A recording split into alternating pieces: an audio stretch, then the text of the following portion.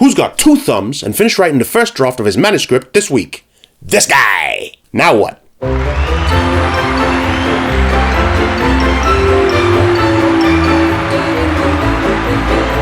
Hi, I'm Marcus, and I'm the idiot on the writer's block. If this is your first time to this channel, I, the idiot, ask experts for tips on how to write, publish, and promote my first fiction novel, Atticus The Mighty. Previous questions I've asked include how to write a sex scene in a novel, how to deal with procrastination, how to deal with writer's block, and many, many more, which you can catch in this playlist right here. So, as I said, I finished writing the first draft of my manuscript, Atticus The Mighty, this week. I did it. Who's your daddy? I finished. Racked in 59,110 words. About. For what expert literary agent Kelly Peterson, you can check her out in this playlist right here, she described my pitch as a contemporary fantasy with a decent emphasis on adventure. Oh, that sounds pretty cool. Thank you, Kelly. So, what do I do now?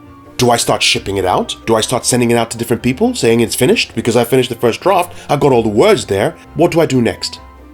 I have no idea, so I figured I'd ask our experts. I finished my first draft. Now what? So here are some experts to give me tips on what to do now that I've written my first draft.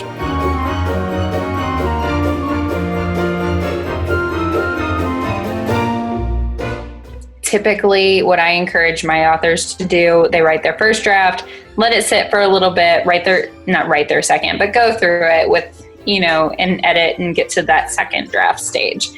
Then all of my writers are in different critique groups and have their readers and all their people who are helping them and giving them feedback in exchange for feedback. And so they send it out to them. They do another round of edits. They might do one more after that. You never know. Some of them do, some of them don't. And then they send it to me. And so they get it as polished as possible before they send it to me. And then we work through the edits from my point of view.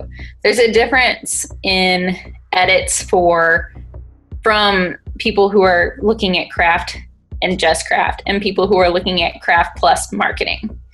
And so when I look at a story for edits, I'm looking at what's going to make this the most marketable, what's going to make this commercial. If it's a commercial story, I'm going to look at, various elements where I know, okay, that hasn't worked in the past. Let's try this. And I'm in the, very lucky place where I get to read all of the works by my authors. And so I'm like, hey, we did this before. We've already done this. So let's switch it up, and let's make this, even better. I'm known for being the person who says, I know we can do better than this. And that's the only note I leave on that passage because they know exactly what I'm talking about. And so once it gets to me, we'll work through either 2 or 3 rounds of edits. It depends on what we're doing. And then we will get ready to send it out to publishers. So with my authors specifically, they approach it the same way they did when they were querying, and that they get it as polished as humanly possible before they send it to me.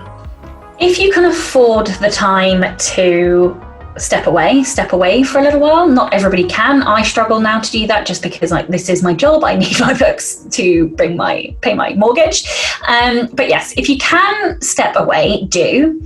The next thing to do, obviously, is to edit your manuscript. So the first thing I do when I approach my story is to approach it top down. So I edit the big stuff first. I look at my story structure.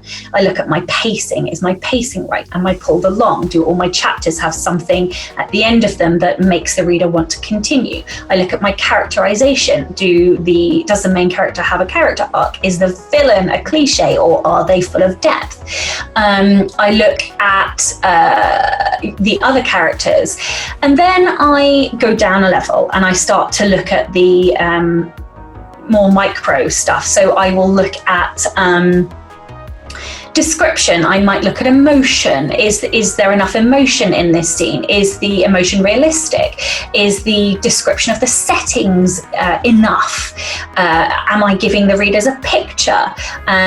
Is the choppy dialogue? Are the arguments good? Is the dialogue realistic? And then after I've done that, I go down to the very sentence level and I look at the minutiae. So are these words the appropriate words? You know, is this metaphor good enough?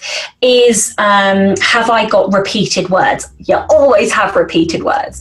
You know, what are my crutch words? So I go down to that sentence level, and then I give it a proof, and then I send it off to somebody who knows how to deal with commas better than me. I actually send mine to a critique partner first, and a critique partner is somebody who typically is a writer, usually of a similar level to you, and ideally somebody who has skills where you lack and you have skills that they lack, and they will provide overarching feedback. So this is what I used to do, because I have to clarify that, because people in my audience, they'll be like, wait a minute, what are you talking about? So when I wrote my first 10 novels, first thing I would do when I write the first draft is I would then begin the process of self-revision.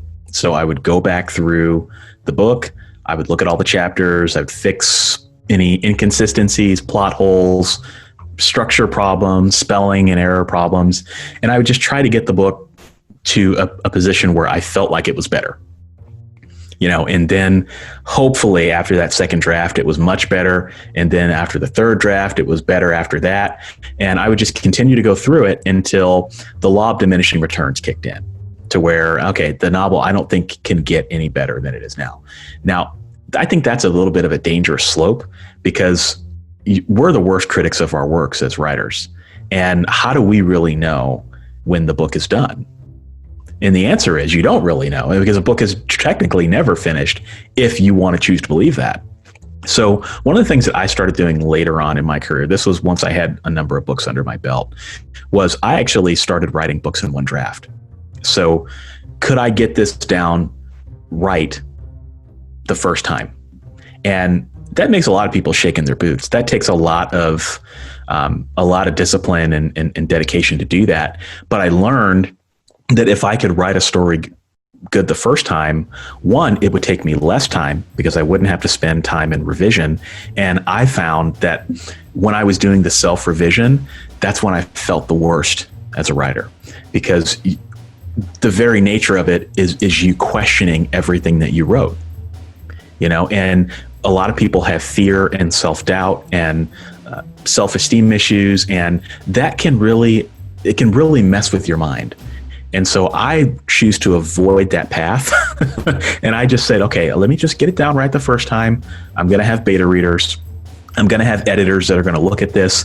And if there's something really wrong with the story, then let my readers tell me, you know, and when I publish it, and if they really have a problem with it, then I'll learn and I'll apply those lessons to the next level. And that makes me a little bit unique, but it has worked very well for me. Yeah, what I do is I revise as I go. So there's a method, it's called Writing into the Dark. It's a book by Dean Wesley Smith. And what he does is you basically you start writing and you write without an outline. So you don't know what you're going to write. You start writing, and then after 500 words, you do what's called looping. So then you loop back to the first 500 words that you wrote, and then you fix those and make sure everything is consistent. And then you write another 500 words, and then you loop back, and then you write another. And so it's this weird process, because it's like starting and stopping in a way. But then when you get to the end of the book, everything should be consistent. And when you write the end, and then you send it to your editor. So Writing into the Dark, the hard part about it is the fear. You know, because people are like, well, I have to, you're telling me to write without an outline, and you're telling me to write a book in the first draft, like with that, and get it right the first time. Like, that's really scary if you've never written a book before. Like, it's not for the faint of heart. But if you want to be prolific and write a lot of books, if you spend a lot of time in development hell, so to speak, best way to describe it, then it's going to be a lot harder to be prolific and get all of those stories out of your head. And there you have it. Now I know what to do with my first draft.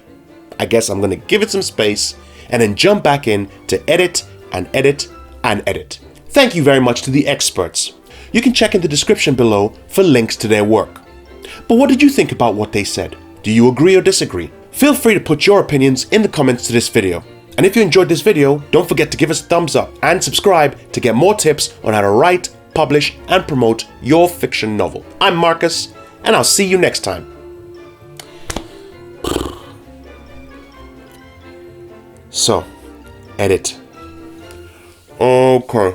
So am I really going to wait a month before I start editing? I know me. It's just going to be sitting there saying, Marcus, Marcus, Marcus. Edit me. I don't know what I'm going to do.